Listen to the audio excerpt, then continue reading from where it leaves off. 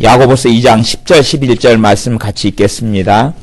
누구든지 온 율법을 지키다가 그 하나에 거치면 모두 범한 자가 되나니 간음하지 말라 하시니가 또한 살인하지 말라 하셨은즉 내가 비록 간음하지 아니하여도 살인하면 율법을 범한 자가 되느니라. 아멘. 야고보서 2장 이 말씀은 뭐냐 하면 우리는 좀 더 나은 죄인이고 아니면 좀 더 수준이 높은 죄인이거나 좀 수준이 낮은 죄인은 없다는 이야기입니다.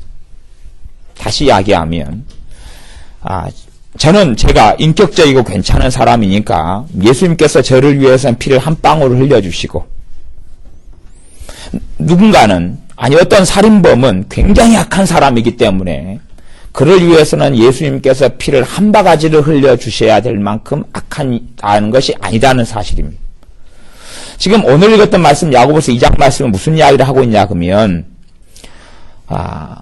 너희가 온 율법을 누구든지 지키다가 하나에 거치면 모두 범한 자가 된다.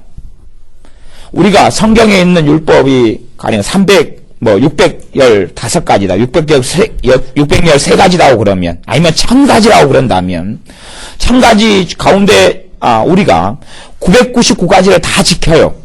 딱 하나 빼놓고 다 지켜요. 그러나 그 지키지 못하는 하나 때문에 하나님의 판결은 뭐냐 하면, 너가 1000가지를 다 어긴 자다. 이게 성경에서 이야기하는 겁니다. 이게 하나님께서 말씀하는 거예요. 너가 모든 걸 다 지키지만 하나를 어기면 다 어긴 자다. 그것이 하나님의 율법이 이 온 세상의 사람들을 죄 아래 가두는 겁니다. 다시 말씀하면 우리는 예수님이 없으면 안 계시면 안 되는 사람이 돼야 됩니다. 그냥 나는 좀 괜찮은 죄인이기 때문에 나는 수준이 있는 사람이기 때문에 나는 하나님 보시기에 좀 레벨이 높다. 나는 하나님 보시기에 이 정도면 괜찮아서 내가 인격이 괜찮고 성격이 괜찮고 신앙이 연륜이 괜찮고 봉사하는 게 괜찮기 때문에 주님께서 나를 보실 때 좀 고급으로 보시겠다 하는 생각이 실제로는 하나님의 은혜 속에 살지 못하게 만듭니다. 저나 여러분이 하나님의 은혜를 받는 방법을 한번 생각해 보십시오. 하나님의 은혜를 받으려면 도대체 어떻게 해야 될까? 하나님의 은혜를 받으려면 성령님께서 임하시고 임재하시려면 내 마음에 새로워지려면 무슨 방법을 써야 될까? 대부분의 사람들은 어떻게 생각하냐 그러면 우리가 양심적이고 하나님 뜻대로 살려고 하는 사람들은 자기 안에 있는 허물을 좀 보잖아요. 내 안에 있는 부족함을 봅니다. 그 부족함 가운데 이것만 좀 고치면 하나님께서 나를 정말 기뻐하실 텐데, 아니면 이 문제만 좀 해결하면 나는 정말 괜찮은 사람이 될 터인데, 내 이 죄나 이 허물이나 이것만 좀 없으면 그러면 내가 괜찮은 사람이 될 텐데, 그래서 우리가 부족하거나 연약한 것을 해결하려고 그럽니다. 해결하고 나면 하나님의 은혜가 임할 것처럼 생각합니다. 우리가 우리 자신을 어떤 공장에 집어넣어 가지고 개존을 시킬 수 있다면 아예 그냥 개조를 뜯어 고쳐요. 생각도 행동도. 심지어 여러분이 말썽장애 자식을 있다면 그 자식을 아예 인간 개조를 좀 시켜놓으면 하나님의 은혜가 그 자식에게 임할까? 하나님의 그분의 사랑이 자식에게 임할까? 실제로는 결코 하나님의 은혜가 임하는 것은 순서가 그렇게 되지 않습니다. 순서가 절대 그렇게 되지 않습니다. 저나 여러분이 우리 자신을 좀 뜯어 고치면 하나님의 은혜가 임하는 게 아닙니다. 뜯어 고쳐 보아야 다른 데서 문제가 생깁니다. 이걸 좀 고쳐놓으면 다른 데서 문제가 생깁니다. 제가 예전에 느끼기에 저의 어떤 문제만 좀 고치면 괜찮은 사람이 될 줄 알았습니다. 꼭 그것이 문제거든요. 그것이 꼭 문제더라고요. 제 옛날에 혈기, 성질 막 고약한 거.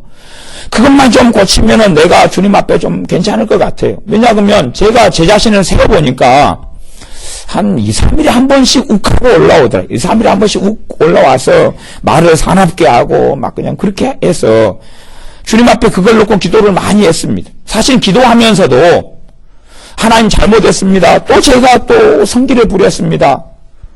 잘못했습니다. 그리고 돌아서서 제가 성기를 안 내려고 그렇게 애를 썼습니다. 그러면서 성기를 내는 것이 하나님의 의를 이루지 못함이니라 노하는 형제에게 노하는 자마다 말씀을 다시 애우고 성기를 안 내려고 절제하려고 자제하려고 애를 쓰고 그런데 또 다시 나는 거예요. 이것만 좀 이 성기를 내는 것만 고치면 내가 하나님 뜻대로 좀 더 살 텐데 그렇게 생각했습니다. 그리고 다시 기도하고 때로는 금식하고 성기를 내는 걸 어떻게 잡아보려고 발버둥을 쳤어요. 근데 정말 감사하게 성길이 점점점 사라지는 겁니다. 성길 내는 게 점점 사라져요. 와, 좋다. 이 정도면 정말 좋겠다. 그런데요, 산 넘어 산이라고 성길 내는 걸 넘어서고 나니까 그때부터 제 교만함이 보이는 겁니다. 와, 이거 한 산 넘으니까 교만이 나타나네? 내가 얼마나 교만했는가? 내가 얼마나 내가 지혜롭다고 생각하고 내가 얼마나 교만하게 살았는가가 그때부터 보이기 시작해요.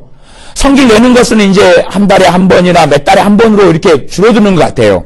성길이 별로 없어졌어요. 이 교만이 문제구나, 이게. 내가 스스로 생각하고 교만하는 게 문제구나. 그래서 일거수일투족마다 주님을 어떻게 의지하고 내가 겸손할까? 그 연구를 계속했어요. 이제 교만하다는 게 뭔지 깨달으니까 제가 하루에도 12번씩 교만한 행동이나 말을 하는 것이 그때 보이는 거예요. 그 전에 안 보이던 것이요. 안 보이던 것이. 교만을 해결해야 되겠구나. 교만이 내 원수이다 선포하고 그리고 교만과 싸우기 시작했어요. 제 나름대로.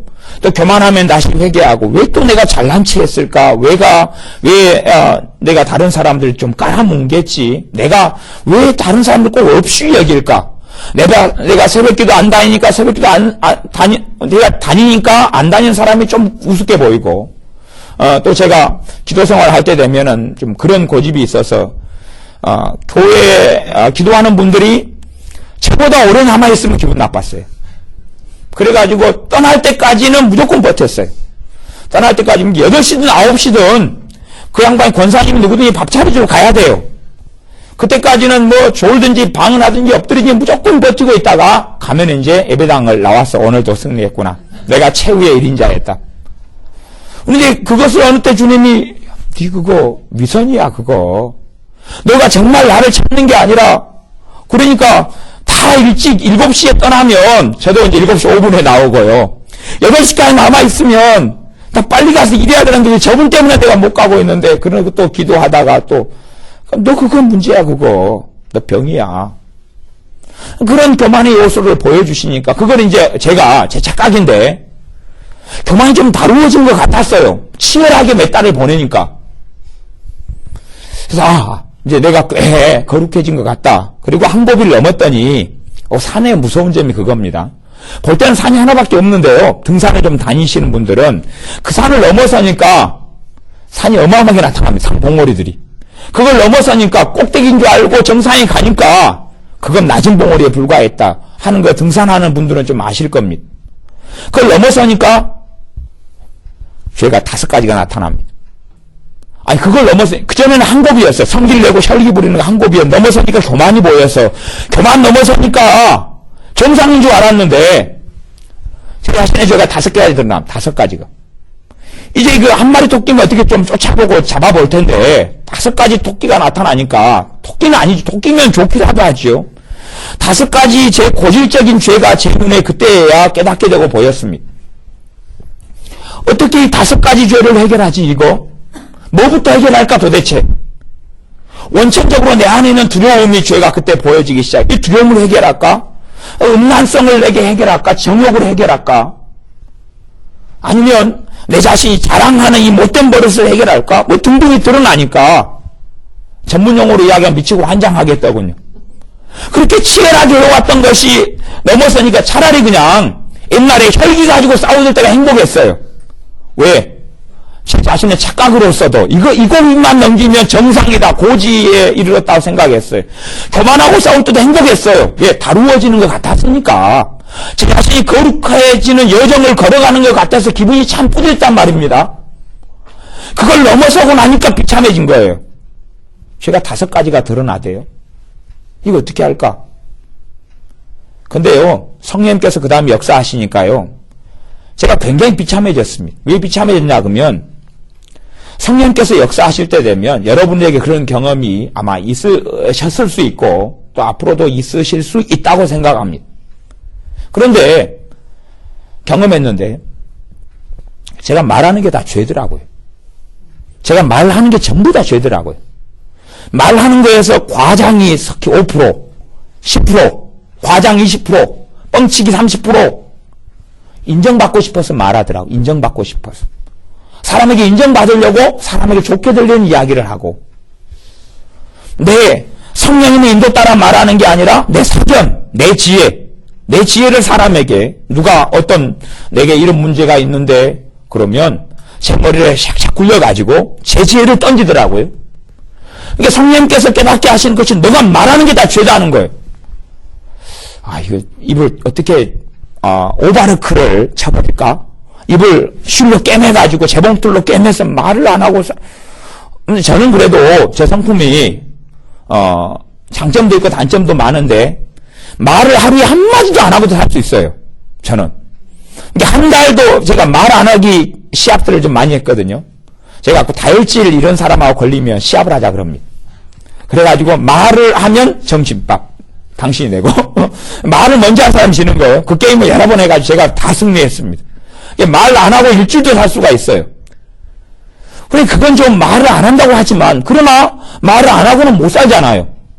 성령님께서 너 생각 자 내가 오픈시켜줄 테니까 한번 들어가봐라. 너 생각 그 염려 가식 위선 너 생각 속에 돌아다니는 게 다 죄다.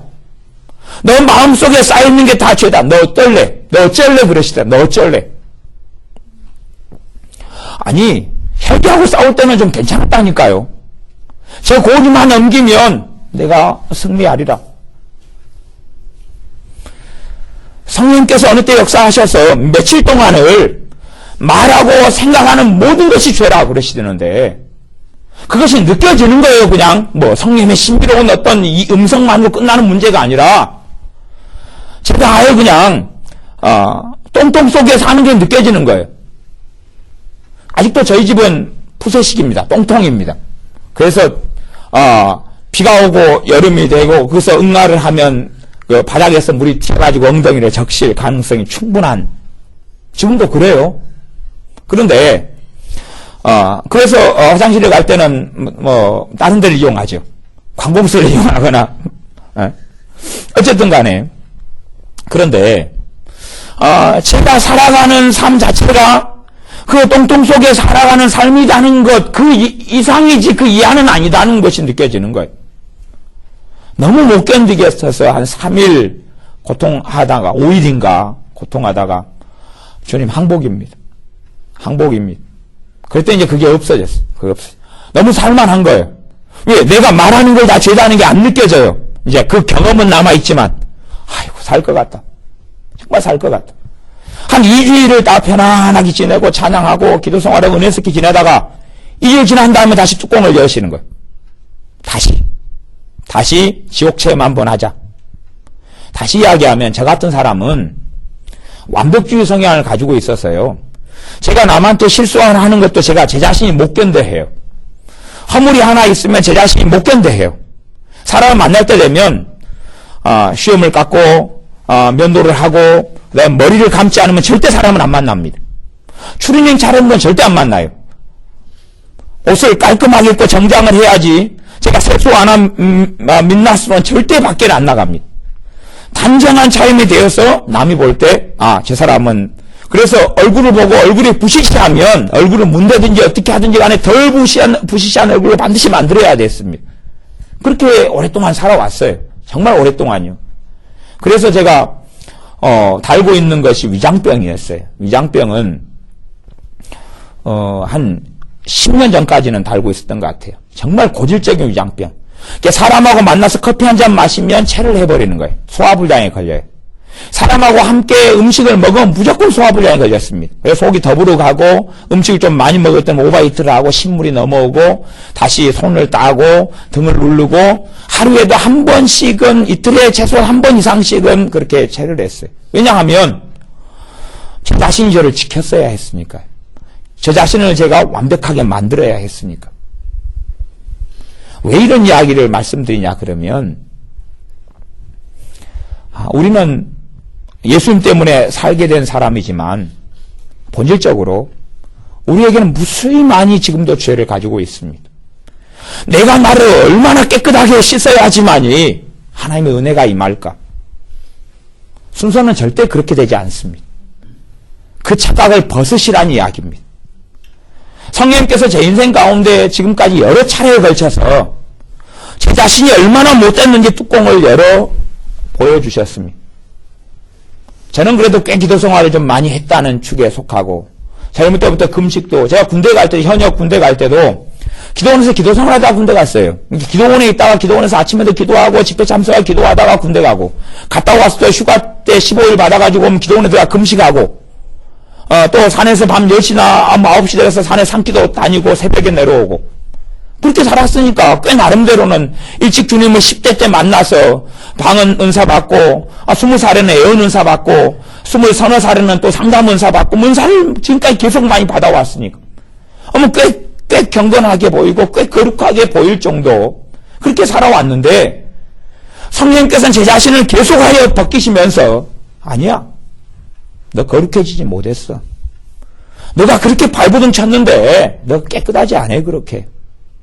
너가 생각하는 것이 그렇게 다 더러워 사실은. 너가 나를 그렇게 기쁘게 했던 줄로 생각하지만 그런 게 아니야. 예전에 천국과 지옥을 제가 갔다 온 적이 있습니다. 입신 체험이라 그러죠. 저는 별로 그런 체험은 안 좋아하는데 그래도 갔어요. 그래 경험했어요. 네, 천국에 갔어요. 가서 이제 주님을 만났는데 주님께 제가 몇 가지를 물었는데 그 중에 하나가 뭐냐 그러면 천국에 제가 꽤 보화를 많이 쌓아놨을 겁니다. 주님. 제 속마음이죠. 그렇게 이야기한 건 아니고 제가 열심히 살았으니까 천국 창고에 제가 하늘의 보화를 쌓아두라 그랬잖아요. 굉장히 보화가 쌓여있을 걸 생각했어요. 주님 제 천국에 쌓아둔 제 천국 창고 좀 한번 보여주십시오. 그랬어요. 주님이 보여주시더라고요. 천국 창고 보여주는데 말하자면 금동전식으로 보이는데 끝머리 조금 쌓여있더라고요. 가운데가 끝머리 조금 쌓여있더라고요. 이게 뭐냐? 내 추측과 내 예상과는 너무 다른데 결과가. 그러면 어머니 거 좀 보여있어요. 어머니 것은 한 3분의 1 정도가 차였더라고요. 그 다음에는 이제 그걸 경험한 다음에 무조건 누가 어렵다 그러면 쌀까마야라도 갖다가 이제 주고 막 그랬는데 근데 사실은 그것이 대단한 하나님 앞에서 은하 거룩하면 되지는 않지요. 그렇다는 이야기예요. 다시 이야기하면 제 나름대로는 굉장히 충성하고 굉장히 헌신하고 생각하고 그렇게 하는 것이 하나님의 은혜 속에 들어가고 그분과 함께 살아가는 비결이라고 생각했는데 실장은 하나님의 말씀을 통해 보라 지금이 은혜 받을 만한 때다. 어떤 사람에게 과연 은혜가 임하는가? 어떤 사람에게 하나님의 은혜가 임하는가? 바세바를 간음하고 우리아를 살인해 죽이고 그래서 나단 선지자가 와서 네 봐라 네 못된 놈이잖아. 막 그렇습니다. 나 죄인입니다. 그때 은혜가 임했는가? 아니면 사울 왕처럼 그렇게 아말렉 족속을 진멸하라 했는데 좋은 걸 남겨두면서 너 선지자 사무엘을 보내서 너 못된 놈이잖아 그럴 때에 아니 내가 안 그랬는데요? 합리화하고 그리고 나 괜찮은 사람인데 아니면 죄 지었다 그러니까 나 그건 인정하겠는데 장로들과 백성 앞에 내 체면 좀 세워달라고 나 체면 좀 세워주고 당신 가라고 사무엘 선지자 당신 죄인이라고 엎드려지지 않는 사람들에게 은혜가 임했는가? 성경은 아무리 뒤져도요 스스로 거룩하게 된 사람 깨끗한 사람이 있다고 아무도 이야기하지 않습니다. 또한 내 자신을 대단하게 거룩하게 만들어서 또 거룩한 모양으로 나타났던 바리새인들 같은 경우에 일주일에 2번씩 금식하고 정해진 11조를 드릴 뿐만 아니라 이 텃밭의 11조까지 하나님께 바친 그들에게 일주일에 2번 금식한 그들에게 하나님의 은혜가 임하지 않았다는 사실입니다. 하나님 과연 내가 스스로의 힘으로 거룩한 길을 걸어갈 수 있을 것인가? 내가 스스로의 힘으로 거룩하게 될 수 있을 것인가? 그래서 하나님을 기쁘시게 할 수 있을까? 아니면 그분의 은혜가 내게 임하여 그분의 거룩하심이 내게 임하여 내가 거룩한 자로 살아가는 여정을 걸어갈 것인가 하는 것입니다. 많은 사람들은 끊임없이 발버둥 치는 것 같습니다. 교회 생활의 아이러니가 그런 겁니다. 신앙의 연수가 더해져 갈수록 하나님의 은혜가 사라져가는 아이러니입니다. 이제 초신자 때는 죄도 끊어버리지 못한 게 많고요. 예배 시간도 제대로 모르고 11조나 아니면 무슨 헌금 자체가 있다는 것 자체를 모를 때는 심지어 11조를 드리지 않을 때도 하나님의 은혜가 임하는 걸 체험하는데 11조도 이제 신앙 연수가 한 5년 10년 돼서 헌신하고 작정하지만 11조도 드리고 절기헌금도 드리고 예배도 수요일도 나오고 금요일도 나오고 주일도 나오는데 하나님의 은혜는 떨어져 가는 것이 이상한 현상들이 벌어지는데 왜냐하면 교회 다니다 보면 나보다 못한 사람들 많잖아요. 나보다 열심 내지 않는 사람도 있고 충성하지 않는 사람도 있고 성경 보지 않는 사람도 많고 그래서 주님과 함께 살아가는 것이 자신의 힘과 능력으로 가능하다고 착각하는 겁니다. 굉장히 많이요. 내 힘으로 내가 하나님 앞에 더 나아갈 수 있다고 착각하는 겁니다. 인격이 더 좋을수록 의지력이 강하거든요. 의지력이 강한 사람이 인격이 좋습니다. 의지력이 강한 사람이 성공해요. 의지력이 강하면 강할수록 사실은 그렇게 생각합니다. 거꾸로요. 우울증이 심각하게 잡혀서 물론 우울증이 심각하게 짓눌리고 잡혀서 자기 힘으로 도저히 그걸 벗어날 수 없고 자신의 절제력으로 도저히 어떻게 할 수 없는 사람이 주님의 십자가 앞에 엎드려서 은혜를 받습니다. 그리고 주님의 기쁨을 얻습니다.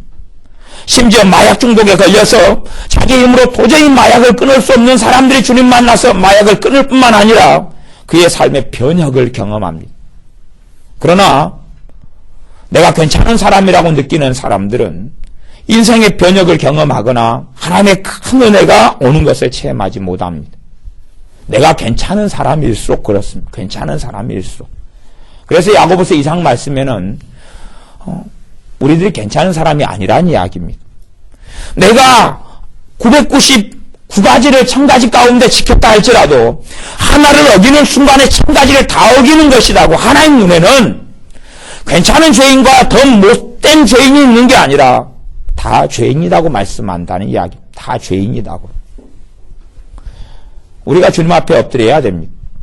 주님이 아니면 나는 연약한 자고 주님이 아니면 나는 쓸모없는 사람이고 주님이 아니면 나는 죄인이라는 것을 깨닫는 그 자리에서 우리가 매일 살아야 됩니다. 저는 기억력이 별로 없어서 집회에 누가 오시면 대화하고 시간을 함께 보내도 누가 누군지를 모릅니다. 심지어는 저와 함께 몇 년을 함께 살았어도 그 사람 알아보지는 못합니다. 제 동창들을 길에서 만나면 인사를 하면 저 사람이 동창인지 선배인지 후배인지 교회에서 만났는지 제가 전사 생활할 때 만났는지 함께 신앙생활에 도무지 알지를 못합니다. 몇 명 빼놓고는 알 수가 없어요. 기억력이 안 좋으니까. 또 기억력이 안 좋으니까 열쇠를 어디에 두면 도대체 어디 있는지 알 수가 없습니다. 어디 물건을 잊어먹으면 알 수가 없어요. 그것이 제게는 감사한 일로 작용했는데 물건을 잃어버리면 저는 꼭 기도합니다. 100%는 아니지만 기도합니다. 물건을 잃어먹으면 주님이 아니면 내가 이렇게 물건도 못 찾습니다. 주님이 없으면 내가 살 수가 없습니다. 기도를 하고 그 다음에는 신기하게 물건을 찾습니다. 그것이 제가 주님을 의지하고 살아가는 길인데 사실은 제가 주님 맨 처음에 만나고 그 다음에 성령 세례 받을 때에 하나님께서 제게 하시는 말씀이 있었는데 그것이 잠언 3장의 말씀이었습니다. 모든 것을 내게 맡기라고. 내 지혜와 명철을 의지하지 말고 범사의 그를 인정하라고. 그리하면 내 길을 지도하시겠다고. 그 말씀을 묵상하면서 왜 하나님께서는 제가 어느 때예요? 하나님께 강짜를 부렸습니다. 어떤 강짜를 부렸냐 그러면 누군가 제게 자기는 하나님의 음성을 들었다 그러더라고요. 그래서 저도 철없는 마음에 예배당에 엎드렸습니다. 그래서 왜? 질투가 나잖아요. 누구는 들었다 그러는데 나는 못 들었으니까. 나는 예수님 믿었는데 음성을 못 들었거든요. 내게도 음성을 들려달라고 엎드렸습니다. 갖고 음성을 들려달라고 엎드리니까 음성이 들려오는데 범사의 그를 인정하라. 그리하면 내 길을 지도하시라. 내 명체를 의지하지 말라. 그런 거예요. 사모님 3장애가 있는 거예요. 오, 나도 음성을 들었다 이제. 근데 문제는 뭐냐 그러면 범사의 그를 인정하라는 거예요. 범사가 뭐냐 그러면 모든 일이거든요. 모든 일에 하나님 인정하라는 거예요. 그것이 제가 19살 때 들었던 하나님의 음성입니다. 모든 일에 하나님 인정하라니.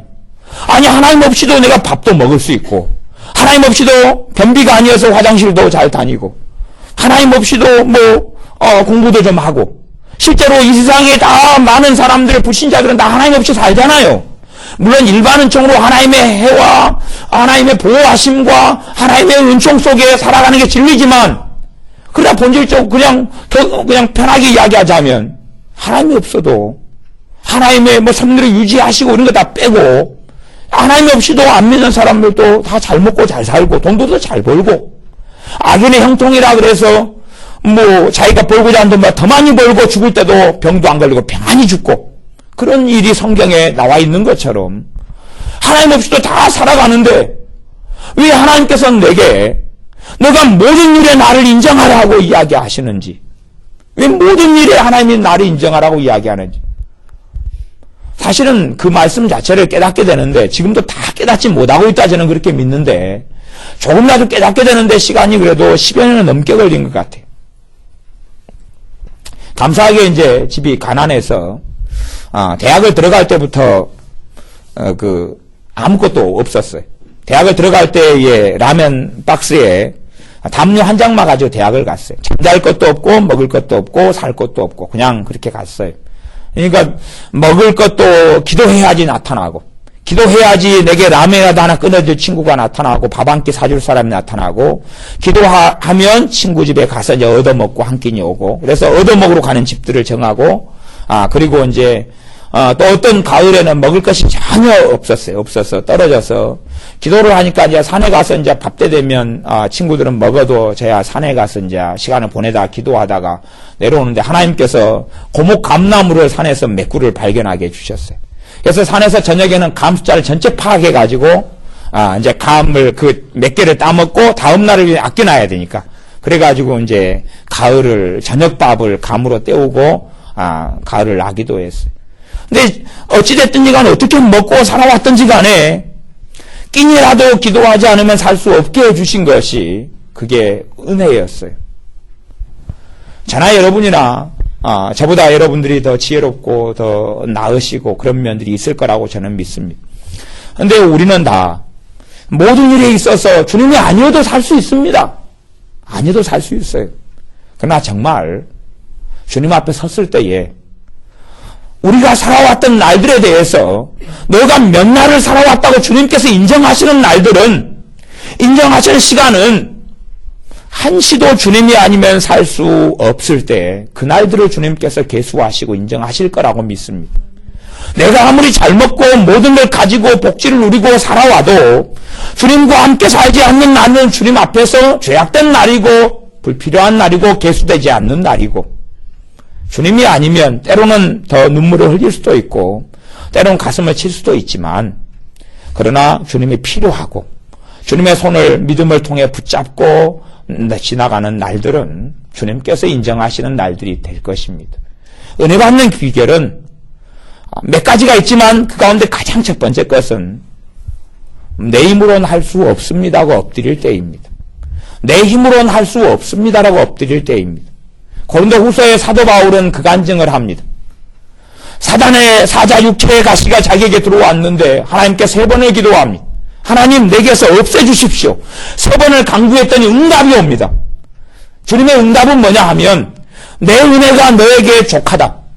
내 은혜가 너에게 좋고 다시 이야기하면 너 기도에 나는 응답하지 않겠다는 게 응답이었습니다. 그러면서 주님께서 하시는 말씀이 너가 약할 때에 너에게서 내가 강할 수 있다. 너가 약할 때에 우리는 그렇게 생각합니다. 저는 내적 치유를 89년도에 주님께서 제게 그때도 어떤 음성을 들었냐 그러면 상담을 공부해라는 음성을 듣고 상담을 공부를 시작했는데 상담을 오래 공부해 오면서 저는 그렇게 생각했습니다. 상담을 공부해서 내 정신적인 문제, 내 심리적인 문제, 내 내적인 상처를 다 치유하면 저는 온전한 사람이 될 줄 알았습니다. 그걸 추구했습니다. 정말 오랜 세월 동안. 제가 성령님의 역사 없이도 주님이 없이도 상처를 좀 다 치유하고 고치면 나는 그래 건강한 사람, 제 자신에게서 점과 흠을 찾기 어려운 사람, 상처를 다 치유하고 플러스 알파 주님이 있으면 되는 사람, 그렇게 생각했습니다. 그런데 진리는 주님께서는 그게 아니고 내가 없으면 너는 쓸모없고 내가 있으면 너는 그래도 내가 있을 때에 너가 강한 자, 너 능력이 아니라 너 재능이 아니라 내 능력을 통하여 너가 강한 자가 되는 것이 그게 맞는 것이라고 말씀하시는 겁니다. 여러분들이 강한 자가 되기를 구하지 마십시오. 약한 것이 좋습니다. 대신에 약한데 자기 약한 능력으로 사는 그런 어리석은 삶의 길을 걸으면 안 됩니다. 내가 약한데 내 약한 능력으로 사는 건 아니다, 그런 이야기입니다. 내가 약한데 주님의 진리의 말씀을 가진 약한 자가 되어야 됩니다. 우리가 질병이 있으면 주님께서 2000년 전에 우리의 질병을 대한 대가를 치르셨습니다. 2000년 전에 주님이 채찍에 맞음으로 너희가 나음을 입었도다라고 선포했습니다. 우리가 아파야 될 이유가 없다는 이야기입니다. 물론 징계라는 것도 있고 기타 등등이 있지만 그것은 복잡한 이야기고 예외적인 이야기니까 치워놓고 지금 주님께서 채찍에 맞으신 이유 하나만 가지고 이야기하자면 아파야 될 이유는 없습니다. 왜요? 주님이 대가를 치러주셨으니까. 나 그 진리의 말씀을 마음에 받아들이고 신하고 고백하는 데는 사실은 시간이 걸립니다. 왜냐하면 우리는 자꾸만 업적주의적인 생활 속에서 길들여 왔으니까 그럽니다. 정말로 값없이 주시는 선물이 무엇인지를 알지 못하는 시대 속에 살아오기 때문에 그렇습니다. 주님의 치유가 선물이라는 걸 도무지 알지 못하는 시대 속에 살고 있기 때문에 그렇습니다. 선물이 무엇인지 알지는 못합니다. 은혜라는 게 선물에 속하는 건지를 알지는 못합니다. 그래서 대가를 치르려고 그럽니다. 물론 저도 대가를 치르는 부분을 설교해 옵니다. 왜? 그 부분이 성경에 있는 부분이니까. 제가 대가를 치르는 어떤 영역, 누군가의 구원을 위해서 눈물을 흘리고 가슴을 채야 되는 그런 영역을 이야기하는 건 아닙니다. 그 부분은 제껴두고 제가 은혜에 대한 이야기를 하고 있습니다. 내가 어떤 헌금을 내가 드려서 하나님의 마음을 감동시킬 수 있을까? 내가 순전한 나들을 한 근을 주님께 쏟아부어서 주님의 마음을 과연 감동시킬 수 있을까? 어떤 마리아든지 어떤 죄인인 여자가 주님 앞에 엎드려서 울고 기름을 부었을 때에 그것이 대가였는가 하는 것입니다. 결코 대가가 아닙니다. 내가 뭔가를 치루어서 심지어는 금식 기도를 대가로 하는 사람들이 있습니다. 대가로 하는 사람들 때문에 금식하다가 1년에도 많은 믿는 사람이 굶어 죽습니다. 40일 금식하다가 굶어 죽고 40일 금식 끝난 다음에 보식하다가 음식이 들어가니까 절제하지 못해서 죽습니다. 그런 사람이 창피하게도 꽤 1년 되면 많습니다. 얼마나 열심히 특심하간데 금식하다 굶어 죽고 금식하다 보식 잘못해 죽는지는 모르겠지만 왜냐하면 자신이 뭔가의 대가를 치르려고 그런다는 사실입니다. 자신이 뭔가를 내놓고 그에 대한 권리증으로 여겨서 주님께 뭔가를 받아보려고 하는 것, 그러면 그것은 우리에게 자랑이 될 수밖에 없습니다. 사도 바울은 자랑하는 자는 주 안에서 자랑할지니라 또한 내게는 그리스도의 십자가 외에는 자랑할 것이 없다 그랬습니다. 우리가 뭔가를 하면 내가 뭔가를 주님께 해왔으면 내가 뭔가를 자랑할 게 있으면 그것이 하나님의 은혜를 받지 못하는 걸림돌이 됩니다. 그것이 걸림돌이 사실은 되는 거예요. 내가 했던 금식이 걸림돌이 되고 내가 했던 책경기도가 걸림돌이 되고 심지어 내가 썼던 성경을 창세기부터 요한계시록까지 필사를 한 3번 했으면 그게 걸림돌이 되고 내가 새벽기도를 빠지지 않고 40일을 참석했으면 그게 걸림돌이 되는 것을 굉장히 많이 봅니다. 40일 작전기도로 해가지고 응답은 받아서 좋은데 평생의 걸림돌이 그것이 되어버리고 맙니다. 그리고 사람들에게 가르치고 설명하기를 작전기도가 이런 역사를 나타낸다고 그럽니다. 아니요. 작전기도가 아니라 진리의 말씀 때문에 그렇습니다.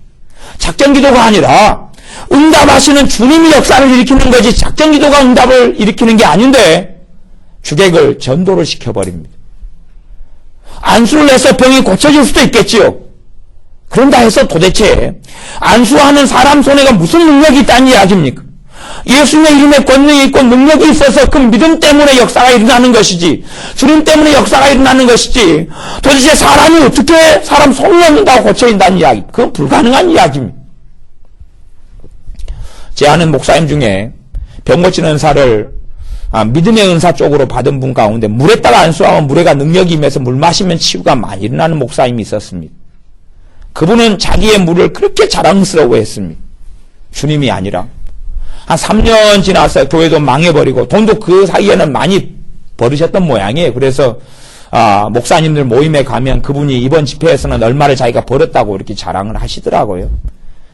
문제는 그분은 자기의 능력이라고 생각하고 있었던 거지요. 그러나 결코 자신의 능력이나 권능이 될 수가 없습니다. 우리의 자랑을 주님 앞에 내려놓아야 됩니다. 내가 신앙 연수했던 거, 내가 봉사했던 거, 심지어 내가 전도했던 거, 내가 어떻게 기도했던 거, 내가 얼마나 헌신했던 것. 실제로는요, 깊이 들어가 보면 내가 무엇을 할 수 있었던 것은 그분이 내게 은혜 주셨기 때문에 가능했던 일들입니다. 물론 하나님 앞에서는 그것이 상급이 될 줄로는 믿습니다. 그러나 내가 뭔가가 변화됐다면 그것은 은혜가 왔기 때문에 변화가 된 겁니다. 내가 무엇인가 변화됐다면 그분의 진리의 말씀이 내 안에 들어와서 진리를 알지 진리가 너희를 자유케 하리라. 하나님의 사랑이 내 안에 들어와서 내가 변화됐던 것입니다. 문제는 거기에서 멈춰버리고 후퇴하는 이유는 그것이 은혜로 인하여 된 것인지를 깨닫지 않기 때문에 그렇습니다. 왜요? 나보다 상태가 안 좋고 나보다 어린 신자, 나보다 신앙생활 열심히 하지 않는 사람들, 나보다 성질 더러운 사람들을 만나니까요. 심지어 부부로 살다 보면 반드시 필연적으로 나타나는 일이 있습니다. 부부 두 사람을 IQ 검사하면 똑같겠습니까? 아니면 한 명은 높고 한 명은 낮겠습니까? 필연적으로 IQ 검사하면 한 명은 IQ가 높고 한 명은 IQ가 낮고, EQ 검사하면 한 명은 EQ가 높고 한 명은 EQ가 낮고, 지혜적으로 이야기하면 남편이 지혜로우면 아내가 좀 덜 지혜롭고 아내가 더 지혜로우면 남편이 덜 지혜롭습니다. 그렇기 때문에 둘 중에 한 명은 아래를 꼬나볼 수밖에 없습니다. 내가 언제까지나 이 미련퉁이하고 살아야 되느냐, 그리고 타박을 하고 야단을 칩니다. 그게 뭐냐 그러면 교만이고 자랑이고 그것이 하나님의 은혜를 가로막는 것입니다. 말씀에는 누구든지 자기보다 남을 낮게 여기라. 모든 면이 아니라 나보다 나은 면을 누구든지 다 가지고 있기 때문에 그렇습니다. 누구든지 나보다 재능이나 지혜나 어떤 면에서 그 사람의 전문 분야에서 그 사람의 부르심과 직분에 있어서는 나보다 나은 부분을 가지고 있기 때문에 사람 앞에 그렇게 겸손하는 부분이 하나님 보실 때 하나님께 겸손으로 보시는 것이지요. 우리의 자랑거리들을 내려놓아야 됩니다. 우리 계급장들을 내려놓아야 됩니다. 제가 전에 신학대학원을 옛날에 다녔을 때 신학대학원생들을 만났는데 파가 두 파로 나누었습니다. 한 파는 본과생, 한 파는 타교생, 본교생과 타교생으로 나눠졌습니다. 타교생은 대학을 나온 다음에 대학원 온 사람들, 타교생. 저희가 이제 사범대 출신이고 그래서 일반 대 출신이고, 그다음에 본교생은 신학대학을 4년 하고 5년째 신학을 하는 사람들. 그 만나면 5년째 신학하는 친구들이 굉장히 교만합니다. 왜? 우리는 이제 1년째 신학대학원에 입문했고 그 친구들은 5년째 신학을 하고 있습니다. 실제로 주의 종들이 목회자들이 은혜 받기 어려운 이유가 있습니다. 정말로 목회자들이 은혜 받기 너무 어려워요. 제가 목사님들 모임에 설교를 했을 때 어떤 설교에서는 제가 설교를 한번 한 다음에 목사님들의 모임을 노회라 그래 노회를 옮겼습니다. 설교를 한번 한 다음 노회를 옮긴 일이 있어요. 설교할 때 한 번의 설교 때 성령이 너무 강하게 역사하셨습니다. 제가 그래서 주님 좀 적당히 좀 역사하시죠. 너무 강하게 역사하니까 말씀이 굉장히 강하게 나갔습니다. 그래서 목사님들이 거기에서 3분의 1은 회개하고 울고 가슴을 치고 3분의 1은 기분이 나빠버렸습니다. 3분의 2가 저 양반 손 목사님 저 양반 왜 그래? 부드럽게 해도 되잖아. 아니면 개인적으로 이야기하지. 물론 개인의 죄를 이야기한 건 아니다. 제가 어떻게 합니까? 근데 왜 이렇게 해서. 그래서, 절반 이상이 반기를 들고 저를 몰아냈고, 나머지 3분의 1 은혜 받은 사람은 제 편을 들어서 노예가 반쪽으로 나눠 싸우게 됐습니다. 그래서 제가, 아니요. 그렇게 하지 마시고, 제가 노예를 옮기겠습니다. 그리고 이제 목사님들의 노예를 옮긴 적이 있어요. 사실은 실제로는 성령님 강하게 역사해버리니까 문제가 생기대요. 왜냐하면 어떤 사람들은 그것을 원치 않기 때문에. 목회자들은 내가 뭔가를 했어요. 배웠어요. 신학책을 보았어요. 알았어요. 그래서 가장 근원적인 교만을 하나 가집니다. 교만을 하나 가져요. 사실은 교만한 자를 하나님은 대적하신다고 교회에 말씀하십니다. 신자들에게 교만한 자를 대적한다고 말씀하시고 겸손한 자에게 은혜를 주신다고 은혜의 비결은 그분 앞에 엎드리는 것입니다. 내가 나를 뜯어 고치고 내가 나를 바꾸는 것이 아닙니다. 그분의 은혜가 오면 그분의 사랑이 임하고 복음이 역사합니다. 그분의 은혜가 오면 내게 변화의 시작이 나타납니다. 그러니 우리가 주님 앞에 다 엎드리셨으면 좋겠습니다. 나로서는 할 수 없습니다라고 엎드리셨으면 좋겠습니다. 아니, 좀 더 내가 할 수 있는 일이 내가 100가지가 있다 그러면 못한다고 엎드렸으면 좋겠습니다. 아니, 할 수 있더라도 설거지 하는 건 다 합니다. 우리 교회 아이들도 다 설거지 합니다. 초등학교 1학년짜리도 설거지 다 잘합니다. 근데 설거지 앞에서 못한다고 엎드리셨으면 좋겠습니다. 빨리 하는 거 세탁기 버튼 좀 누르면 다 빨래 다 합니다. 빨리 하는 것 내 힘으로 못한다고 엎드렸으면 좋겠습니다. 진실은 뭐냐 그러면 그렇게 살아가는 것이 은혜가 와서 그게 가능한 것인데 우리는 내 힘으로 가능한 것처럼 살아가고 그 영토를 점점점 넓혀갑니다. 점점. 우리의 신앙의 연수가 10년이면 정말로 주님께서는 내게서 수고하셨던 겁니다. 왜요? 10년 동안 주님을 부인하지 않고 떠나지 않도록 나를 지키셨기 때문에 그렇습니다. 10년 동안 내 마음이 변치 않도록 성령님께서는 계속하여 역사하셨고 예배에 한번 빠지게 되면 마음이 불편하도록 성령 역사하셔서 예배에 빠지지 않아야 되는데 기도를 안 하고 좀 쉬게 되면 기도해야 되는 대로 성령님은 계속하여 역사하셨고 감동하셨습니다. 그래서 우리가 주님을 부인하지 않고 이 자리까지 있고 또 교회에서 주님을 섬기고 있는 것입니다.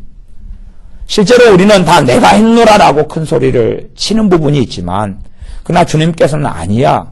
나중에 주님의 심판대 앞에 섰을 때에 주님께서는 그러실 겁니다. 아니야. 아마 비디오처럼 TV처럼 보여주실 거라고 저는 믿습니다. 봐봐, 내가 했잖아.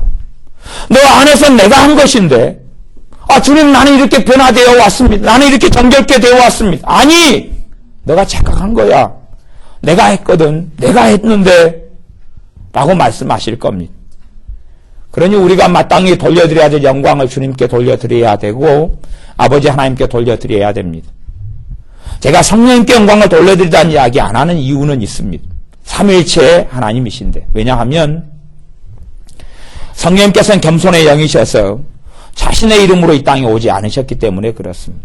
성령님께서는 주님의 이름으로 내 영광을 가지고 이 땅에 오신다고 말씀하셨기 때문에 그래서 성령님께서는 사실은 자신을 드러내고 자신에게 영광 돌리는 걸 기뻐하지 않습니다. 왜요?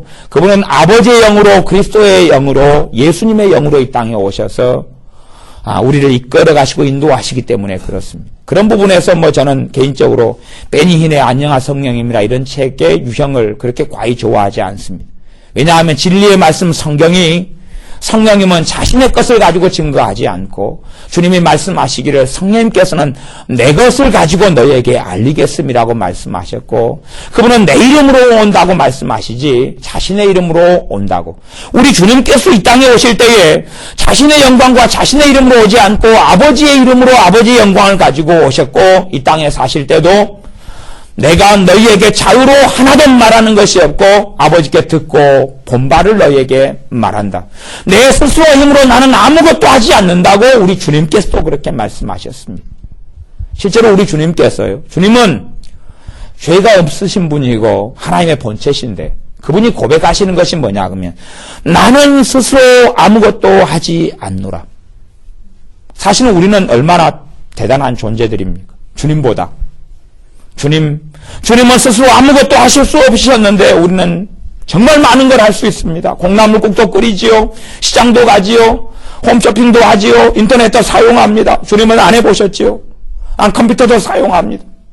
주님은 나는 스스로 아무것도 할 수 없노라. 우리는 아니요. 우리는 할 수 있습니다. 주님께서는 나중에 말씀하실 겁니다. 내가 너에게 은혜 주었어. 너희가 가능했던 삶이라고. 우리가 더 주님을 닮아가는데 주님의 은혜 속에 살아간 진일보 하려면 우리의 삶이 변화되고 생각이 변화되고 삶 속에 하나님께서 나와 함께 하시는 걸 누리고 살아가려면 내 삶 속에서 실제로 어떤 문제의 해결 이전의 이상으로 문제를 해결할 뿐만 아니라 친히 그분께서 우리와 함께 하시는 삶을 살려면 우리의 능력과 힘으로 안 된다고 엎드리는 것입니다. 그게 겸손이죠. 엎드리는 것입니다.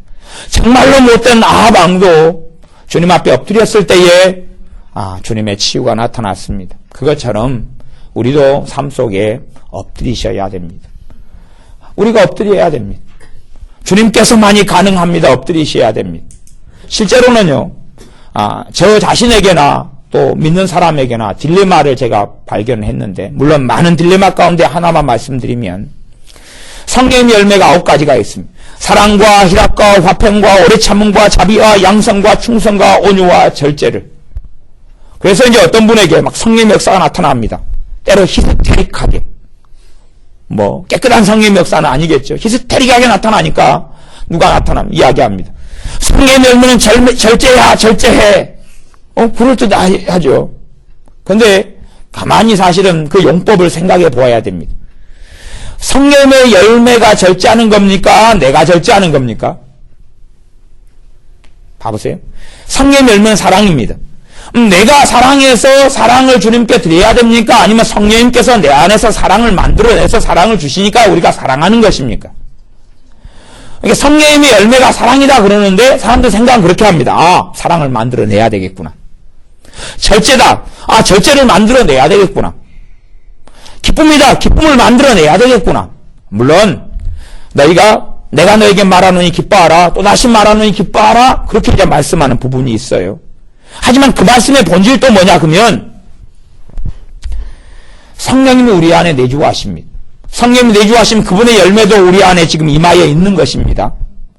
성령님이 내주하시면 그분이 열매는 저 밖에다가 삼천포에 놔두시고 성령님 본인만 거하시는 게 아니라 그분의 권능과 그분의 은사와 그분의 열매들로 우리 안에 거주하시는 것입니다.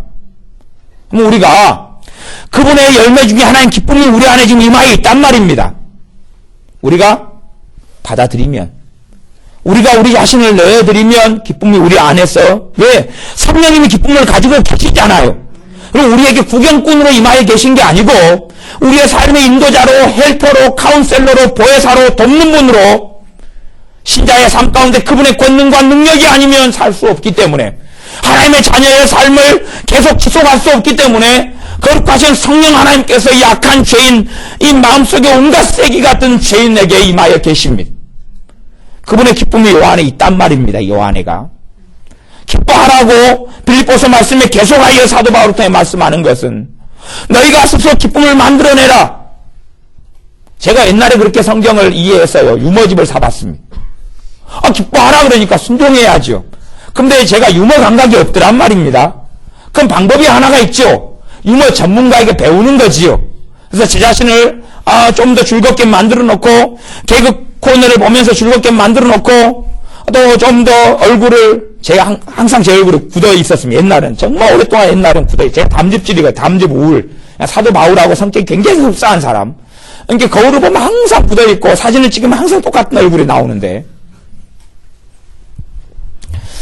자연스러운 포즈로 애들을 사진을 찍으려고 그러니까 사진만 찍는다 그러면 애들이 한 포즈를 그대로 잡아요. 자연스러운 포즈로 사진 찍으려고 하면 사진만 찍는다 그러면 우리 교회 애들은 포즈가 사진 찍는 포즈가 그냥 나와요. 자연스럽게 찍으면 이쁘게 나올 텐데 제가 스스로 기쁨을 만들어내가지고 기뻐하는 게 아니더라는 이야기입니다. 내 안에 기쁨을 주시는 성령님의 역사를 은혜를 받아들여서 성령님께서 기쁨으로 역사하시는 것은 우리에게 기쁨이 필요하니까 기쁨으로 역사하시지 않겠습니까? 근데 내가 스스로 기쁨이 이제 충만해지니까 내가 인정해. 이제 기쁨 주마. 아니면 제 안에 믿음이 가득하고 시기와 질투 못된 게 가득하니까 그분의 사랑으로 역사해야지 좋지 않게 밀려나갈 것 아닙니까? 근데 우리는 그렇게 생각하는 겁니다. 스스로 사랑의 삶을 만들어내면 그때야 합격 도장을 찍은 다음에 사랑이 이제 흘러나오는 겁니다. 그분의 절제가 내가 스스로 의지력을 사용해서 절제해야지. 그리고 다 참았어요. 화장실에 가서 참고 변비 걸리고 다 참았어요. 그랬더니 성령님께서 좋아 합격 절제력을 부어주마. 그럼 절제가 필요가 없죠. 상황이 이제 상황 끝인데요. 주님 성령 상황 끝이에요. 대신 변비만 걸렸어요.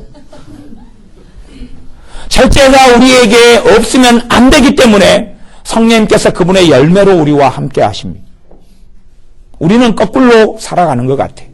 내가 다 만들어낸 다음에 내가 다 이렇게 한 다음에 주님 이제 사랑을 좀 주세요.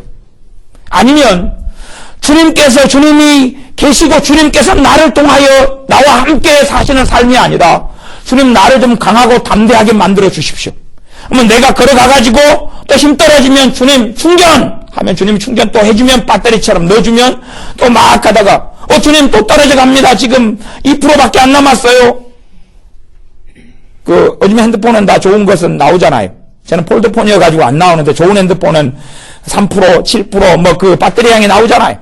10% 아래 떨어지면 비상 주님 비상 다시 얼른 충전해 주세요. 그렇게 해가지고 신자들은 살려고 그러는 것 같아요. 그러나 충전이 문제가 아니라 주님이 함께 계시느냐, 나를 주관하시느냐, 또 내가 주님을 원해서 그분과 함께 사느냐. 그렇기 때문에 하나님의 말씀은 뭐냐 그러면 내 짐은 쉽고 가벼우니라 내가 너희에게 영원하게 솟아나는 샘물이 되리라 생수의 강이 흘러나리라고 말씀하셨어요. 그것이 희학적이고 성공적이고 돈을 많이 버는 삶을 이야기하는 건 아니지요. 고난이 있을 수 있고 어려움이 있을 수 있으나 그러나 본질적으로 내 짐은 쉽고 가볍다라고 말씀하셨고 너희가 내 십자가를 지고 그게 짐이지요. 그렇게 주님을 따르는 길이 실제적으로는 고통을 느낄 수도 있으나 그러나 영적으로는 고통의 삶은 아니라는 이야기입니다. 이제 여러분은 저보다 더 어려운 인생을 많이 보내셨을 거고 더 어려움도 많이 겪으셨을 거라고 저는 믿습니다. 근데 제 인생에서 어려움의 때가 여러 번 있었는데 그 어려움의 때 가운데 상대적인 차이가 있었습니다. 한 번은 정말로 어려울 때인데 문제는 제가 마약을 맞은 것처럼 어려움의 기간이 한 1년이었는데 그냥 편하게 수월하게 지나왔더란 이야기입니다. 딴 사람은 거기에서 죽는다 그러고 아우성인데 왜 나는 슬럼프도 없고 딜레마도 없고 가슴 치는 것도 없고 나는 이렇게 행복하게. 그래서 똑같은 어려움의 기간을 가지고 저하고 제 친구들이 하는 이야기가 틀렸습니다. 걔들은 한 번만 더 이런 기간이 있으면 미쳐버릴 것 같다 그랬고 저는 그때가 천국을 경험했는데 다시 그 시절로 돌아가고 싶다고 이야기하는 겁니다. 전기병이 들려서가 아니라 똑같은 어려움의 시간을 겪어가는데 저기는 성령님께서 함께 하셨고 능력을 주셨고 은혜를 주셨기 때문에 그렇습니다. 또 하나 어려움을 겪는데 그때는 너무 힘들더란 이야기입니다. 왜요? 제 자신이 주님이 정말로 절대적으로 필요하다는 걸 느끼지 않고 그분께 엎드리지 않았기 때문에 그렇습니다. 그때는 더 기도 생활할 때 더 기도 생활하니까 제가 기도해가지고 누구를 지킵니까? 저를 지켜요. 기도 생활해서 제 식구들을 지키고 형제를 지켜요. 기도 생활해가지고 막 기도로 지켜요. 주님이 지키는 게 아니고 제 기도로 지켜요. 또 그래서 금식도 필요하더라고요.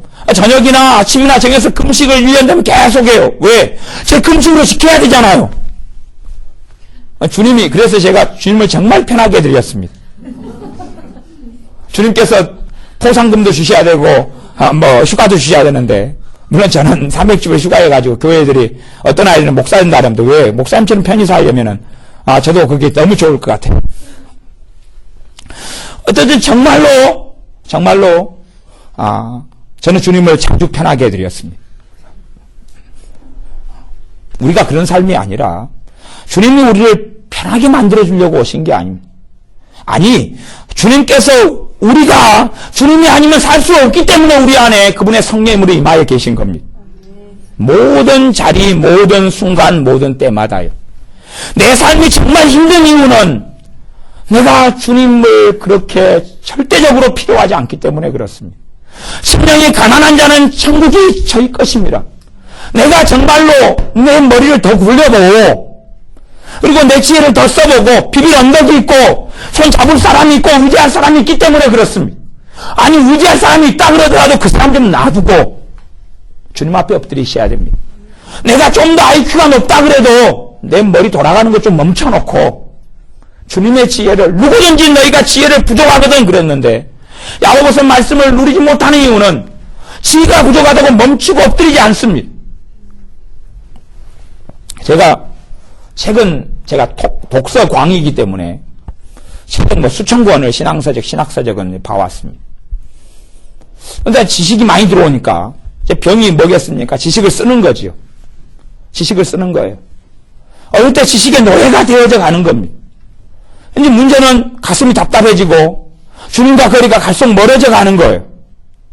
주님, 나 신학책, 신앙서적 정말 좋다는 것은 다 보고 고전 다 보고 청교도 책 많이 보고 로이 존스 누구 루터 다 그렇게 많이 보고 섭렵했는데 왜 나는 내 심장은 더 맹맹해 갑니까 주님? 너가 똑똑해져 가니까, 너가 지혜로워져 가니까, 너가 너 머리를 계속 써가니까.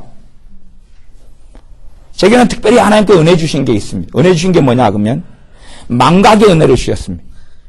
책을 보고 난 다음에 돌아서면 이제 까먹습니다. 아니 기억이 나야지 내가 이렇게 반노라고 큰 소리를 칠 텐데 뭔가를 보면 주인공이 누군지 무슨 내용이었는지 다 까먹습니다. 신문을 보고 나면 기억력이 5분 10분은 지나가는데 그 뒤에 가면은 다 까먹습니다. 그것이 제게는 은혜인 것 같습니다. 왜냐하면 지식을 내놓으려고 그래도 생각이 나야 말이죠. 그래서 주님 앞에 계속 엎드립니다. 내가 미련하다고 엎드립니다. 지혜 없다고 엎드립니다. 사실은 제가 설교자로 살아가니까 또 그런 것도 있습니다. 여러분의 삶과 저하고 삶이 환경이 틀리겠지만 공통 요소는 항상 있다고 봅니다. 제가 말씀을 전하려고 그러면 전할 것이 없습니다. 엎드릴 수밖에 없습니다. 엎드려서 주님 전해야 되는데 전할 거 주셔야 됩니다. 전해야 되는데 내가 지식으로 전하면 성령 역사하시지 않고 내가 머리로 조합하고 연구하게 전하면 주님은 기뻐하시지 않고 성령님이 역사하셔야지 사람은 변화되고 복음이 역사하는데 주관자가 주님이 되셔야 되는데 내가 될 수도 없고 그래서 엎드려서 말씀을 좀 달라고 엎드립니다. 때마다 말씀을 좀 달라고 엎드립니다. 때마다 말씀 안 주시면 전할 수 없기 때문에 엎드립니다. 우리의 삶 속에서도 우리의 지혜가 아니라 주님의 지혜로 사시기를 바랍니다. 주님께 엎드리셔서 엎드리면 은혜가 오기 시작합니다. 왜 겸손한 자에게는 무엇을 주신다고 했으면 은혜를 주신다고 했습니다. 가장 어려움일 때도 그분의 은혜가 임하면 살아갑니다. 내가 사랑이 좀 없다고 깨달으십시오. 여러분의 사랑이 없다고 깨달으십시오. 하나님의 사랑이 임하지 않는 사람은, 그분의 사랑의 권능이 임하지 않는 사람은 난 사랑 좀 있어 하는 분에게는 주님의 사랑이 역사하지 않습니다. 주님의 자비심이 역사하지 않는 사람, 난 이 정도면 자비하잖아. 선행 좀 하고 봉사 좀 하고 어려운 사람 보면 나 굳이 하는데 깊이 들어가면 두 가지 사항이 나옵니다. 하나는 주님의 자비심이 와서 그렇게 했던 것을 내가 했느라고 하는 것, 어리석은 것 하나. 또 하나는 그것이 자랑이 되고 위선이 되고 왜 자기의 자비심이지만 주님의 자비심은 아닌 경우 그런 걸로 나누어집니다. 주님의 양선, 선함, 친절함이 내게 임하여서 친절한 삶이 아니라 내가 스스로 친절을 만들어내거나 아니면 내 친절을 자랑하고 살아가거나 주님께서 성령님께서 우리를 통해서 열매 맺는 사람들 나는 그래서 전혀 친절하지 않고 나는 자비롭지 않고 나는 사랑이 없고 주님이 역사하지 않으면 가짜 모조품은 만들어낼 수 있습니다. 모조 사랑을 만들어낼 수 있습니다. 모조 친절을 만들어내고 모조 어떤 기쁨을 만들어낼 수 있습니다. 영화를 봐서 기쁨을 만들어내지만 그건 주님의 기쁨하고는 다르고 개그 콘서트를 통하여 사람을 웃길 수 있지만 주님 주신 기쁨하고는 다르고 내 의지적으로 절제할 수 있지만 성령님이 열매 맺어주신 절제하고는 다른 내가 만드는 모조품을 만들어낼 수 있습니다만은 가짜는 항상 가짜입니다. 성령님을 통하여 열매를 맺어야 됩니다. 우리 안에 상처와 아픔이 있는 것 성령님께서 사랑을 가지고 우리 안에 임하셨습니다. 주님의 영으로 임하셨습니다. 그분의 사랑이 흘러나오면 내 마음의 상처는 치유돼 갑니다. 생각해 보십시오. 성령님께서 그분의 권능과 그분의 열매로 계속 역사하시는데 내 심령과 내 삶 속에 역사하는 귀신의 역사가 있다 그러면 떠날 수밖에 없지 않겠습니까? 떠날 수밖에 없지 않겠습니까? 축사사역을 오랫동안 관여해오지만 실제로 귀신이 쫓겨나가는 본질은 그렇습니다. 우리의 믿음 때문에 그렇습니다. 주님이 요 안에 계셔서 주님이 일하신다고 믿는 사람하고 열심히 마귀가 역사한다고 믿는 사람하고 열심히 마귀 역사하니까 주님은 역사를 안 하시겠죠. 마귀보다 약하니까. 자꾸 이 안에 쫄아가지고 계시고 마귀는 너무 힘이 세가지고 막 날뛰면 그 사람의 믿음은 어디에 있고 진리의 말씀 성경을 믿는 믿음은 어디에 있습니까? 주님은 우리와 함께 하십니다. 우리 안에서 손님으로 계신 것도 아니고 놀고 계시는 것도 아닙니다. 그분이 우리 안에 할 일이 없으셔서 휴가 나오신 것도 아닙니다. 우리와 거처를 함께 하시고 우리 가운데 이미 임하여 계시고 우리 안에 역사하고 계십니다. 그걸 믿으셔야 됩니다. 그분의 사랑을 우리 안에 쏟아 부어주고 계십니다. 그걸 받아들이고 믿으셔야 됩니다. 그래서 신자의 삶은 의인은 믿음으로 살리라 하는 것입니다. 성경을 거꾸로 읽는 분들이 있습니다. 죄인이 믿음으로 의인 되리라. 아니요. 성경은 의인이 믿음으로 살리라고 말씀했습니다. 다시요. 죄인이 믿음으로 의인 되리라가 아니고 의인은 누굽니까? 하나님의 자녀지요. 예수님의 피를 덧입은 사람이고 예수님의 십자가를 가진 사람들이죠. 의인이죠. 예수 그리스도의 의를 입은 사람들이죠. 그 사람들이 뭘로 삽니까? 믿음으로 사는 것이죠. 믿음의 근원은 믿음은 들음에서 나면 들음은 하나님의 말씀으로 믿음은 하나님의 말씀으로 나는 것이죠. 말씀을 믿어야 됩니다. 하나님께서 내 안에 역사하고 계시다는 것. 하나님이 내 안에 일하시고 너희 안에 행하시는 이는 하나님이시니 빌립보서 말씀입니다. 너희 안에 하나님이 행하고 계시다고 성경은 선포합니다. 이제 우리에게 요구합니다. 너 믿을래 안 믿을래? 믿을래 안 믿을래? 너희 안에 마귀가 그렇게 놀랍게 역사하냐? 너희 삶의 절망이 그렇게 역사하냐? 말씀은 너희 안에 절망이 역사한다고 성경은 선포하지 않고 진리의 말씀은 너희 안에 하나님이 행하고 계시다고 선포합니다. 자, 믿을래 안 믿을래? 그래서 믿음에서 믿음에 이르게 하나님. 믿음에서 처음도 알바도 믿음으로 예수를 믿는 믿음으로 생명을 얻고 죽을 때도 믿음으로 살다가 죽는 것입니다. 시작도 믿음으로 살다가 그 믿음을 통하여 은혜가 와서 내가 변화돼 가고 그 믿음을 통하여 사랑의 역사에서 사랑의 사람으로 달라져 가고 그분의 온유함이 내게 믿음을 통하여 임하여서 온유가 나타나기 때문에 우리는 고백할 수밖에 없게 됩니다. 주님이 하셨습니다. 주님이 하셨습니다.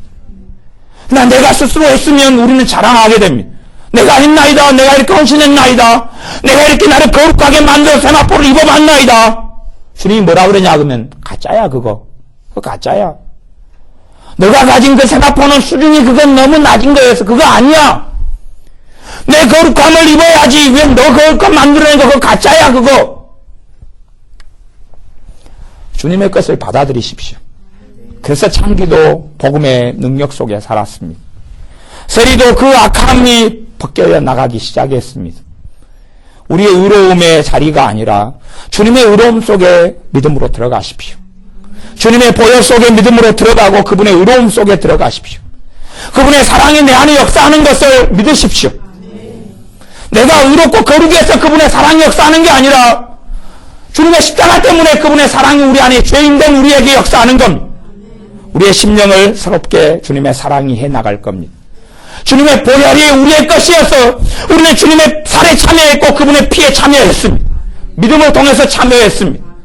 성찬을 떡과 포도주를 뗄 때가 아니라 우리 예수를 믿을 때 그분의 살 속에 그분의 빛 속에 들어갔습니다. 우리의 믿음을 통하여 그분의 사랑이 우리 안에 임하신 그리스도의 영을 통하여 성령님을 통하여 흘러나오기 시작할 겁니다.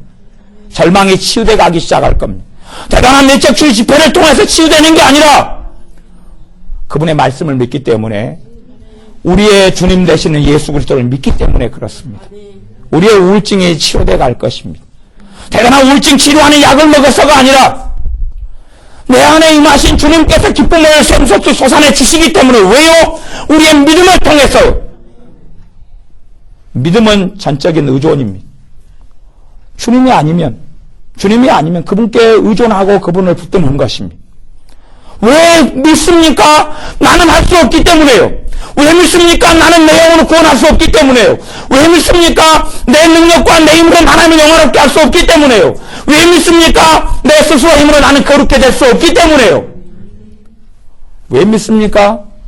나는 주님이 아니면 살 수 없기 때문에요. 여러분은 우리는 고백해야 됩니다.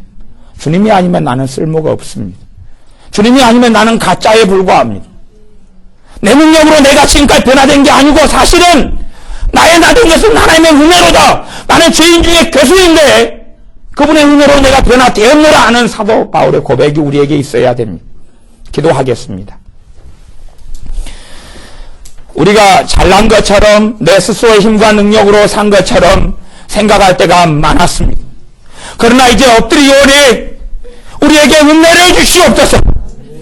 우리의 억만가지 죄가 더 드러나고 깨닫게 되오니 주님 앞에 엎드리옵니다. 욥처럼 우리의 무지한 입술을 닫고 주님의 은혜로 살기를 원합니다. 우리 안에 주님께서 계시는 것을 믿습니다. 거룩하신 성령님께서 성령의 9가지 열매를 가지고 우리 안에 찾아오신 것을 믿습니다. 예수님의 이름으로 거룩한 아버지의 이름으로 우리 안에 임하셔서 우리를 주님께서 도우시는 것을 믿습니다. 쓸모없고 천덕꾸러기고 악하고 모나고 온갖 마음의 썩과 생각과 행하는 모든 것이 더러운 우리에게 임하셔서 우리를 청소하시며 깨끗게 하시며 우리의 손을 붙잡으시며 우리를 새롭게 하시며 보라 그리스도 안에 있으면 새로운 피조물이라 이전 것은 지나갔으니 보라 새것이 되었도다고 외치는 주님의 음성을 믿나이다. 내가 쓸모없고 더러운데 너는 성령께서 거하시는 성령의 전이라 하나님의 가족이라 하나님의 권속이라 하나님의 시민권을 가진 자라 주께서 함께 하시는 자라 주님의 피에 참여한 자라 하는 말씀을 어리석고 연약한 죄인이지만 믿음으로 받아들입니다. 이 밤에 엎드릴 때에 성령님께서 예수를 믿는 믿음을 통하여 우리에게 임하시고 충만케 하시며 강하게 하시며 치유하시며 새롭게 하시며 주님의 은혜와 사랑 속에 들게 하옵소서. 아버지 하나님의 놀라운 사랑을 누리고 체험하는 밤이 되게 하여 주시옵소서. 예수님의 이름으로 기도하옵나이다. 아멘.